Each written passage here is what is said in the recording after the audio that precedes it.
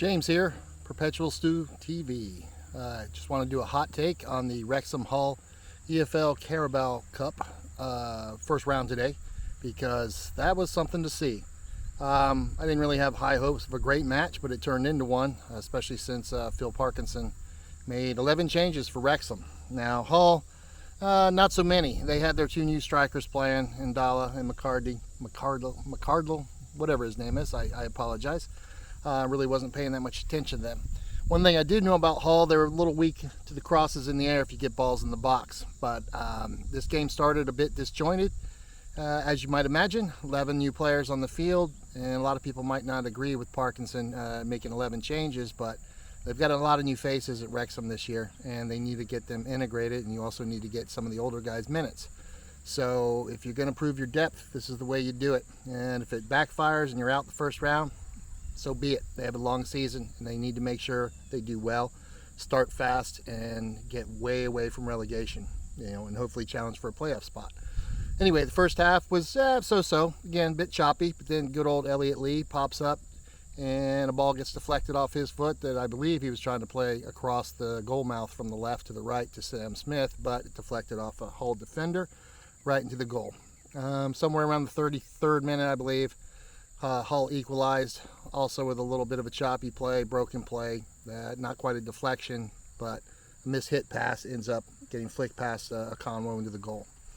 Second half, same thing, back and forth, no real giant possession. Not a bad game, just you're like, 1-1, let's see what's going to happen here. Well, around 67th minute, Wrexham made a lot of subs, and then over the next minutes, going in, 5-10, they ended up going up down 3-1. Unlucky. I think both goals, second and third goal, were a bit unlucky just in the plays that could have stopped them beforehand. And I know I'm jumping ahead fast, but I want to get to the good part. Ollie Palmer, back from the dead, showing that he has a part to play. 91st minute, it's now 3-2. Header, back post, Ollie Palmer. Wrexham started whipping balls into the box because they had nothing to lose. And then, believe it or not, once again, Mr. Palmer steps up with another header, sends it right into penalty kicks. And you're going, how did this even happen? At 82nd minute, I thought Wrexham were dead. But they showed a lot of heart, a lot of resilience to come back. And again, they whipped balls into the box, and Hull couldn't deal with it, especially with somebody of Palmer's ability in the air and his general height. He's just too good at positioning. He's very strong on the ball. Penalty kicks. Basically, Wrexham hit all 5 of theirs. Hull missed their second one. They didn't get to take the 5th one, and there you go. Down from 3-1 to winning in penalty kicks, on to the next round.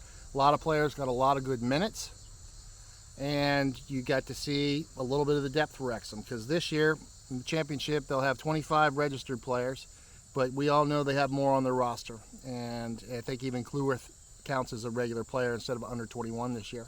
So there might be a few people that can make some cup run contributions that aren't necessarily registered in the first 25. But it was so good to see Ollie Palmer get on the score sheet, and Elliot Lee. I don't know if that went down as an own goal in the end or not. It was probably headed towards goal, even if the pass was missed.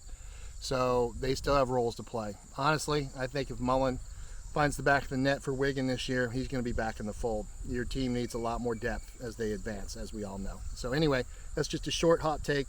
Basically, I'm just really excited because that turned into one hell of a match for a first round cup game. All right, you guys have a great day.